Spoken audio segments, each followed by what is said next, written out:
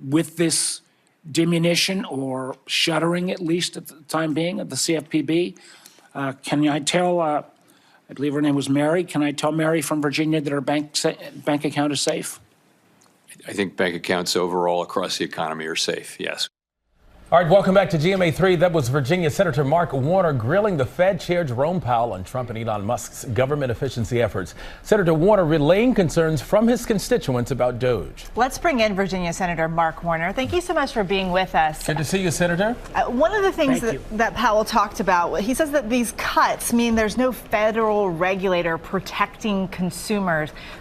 What does that actually mean?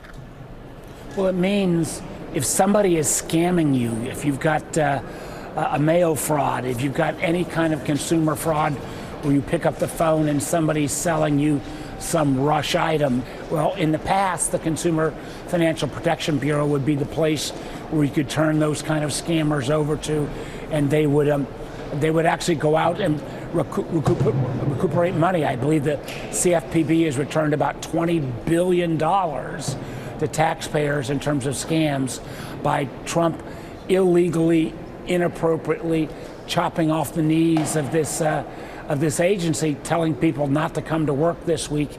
It sends a pretty chilling notice. Well, Senator, before the hearing, you held a virtual town hall meeting with many of your constituents who were voicing their concerns about job losses and chaos. With all of this uncertainty, what did you tell them? Well, we told them, first of all, what was remarkable, we normally do it a virtual town hall, we might get 3,000 or 4,000 people. Tim Kaine, my friend and partner, and I had 71,000 Virginians that were on a call the other night. They were angry, they were pissed off, they were worried.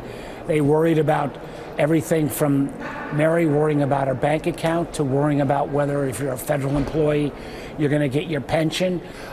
Huge number of people who were concerned who'd had a 30-year career wiped away in terms of helping provide American soft power. That's through USAID, where we do foreign assistance.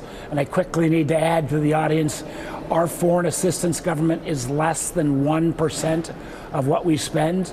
It's not this enormous total, but somehow wiping away all those programs. People were upset and nervous.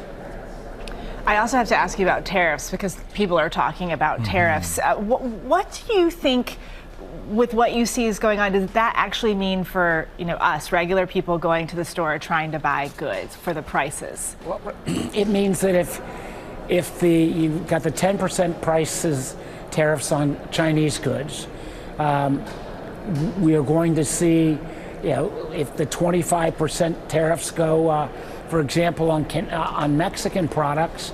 I said if they'd put it in a week ago, we could have called it the Super Bowl tax, because the avocados, the tomatoes, oftentimes the most popular beer in America now is Modelo. All the things that go into guacamole, along with beer for a football game, the prices were going to go up 25%. This is not how you bring down the price of eggs. This is not how you bring down the price of inflation. Tariffs, no matter what magic words Donald Trump puts around those words, it is a price increase for consumers. You and your fellow Democrats have voiced concerns about the national security risks with DOGE. What is your take on that? You've talked a little bit about it, but what is your take on that? My take is this: people will die, because we have seen when our agents get compromised, the adversaries are not squeamish about taking them out.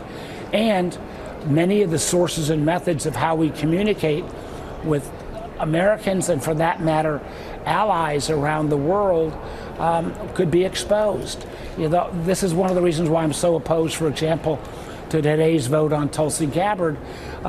She served her country well for 20 years. She's a patriot, but she has a remarkably bad judgment when she meets with Bashar Assad, who gassed his own people, she blames NATO for the Putin invasion of Ukraine.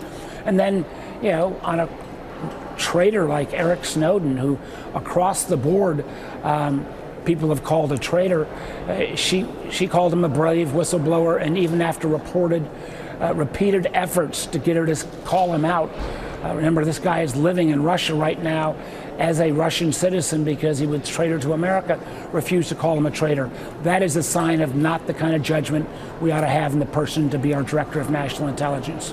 All right, Virginia Senator Mark Warner, thank you for coming on, and we hope you come back. We appreciate it. Thanks so much. Have a great afternoon. You bet.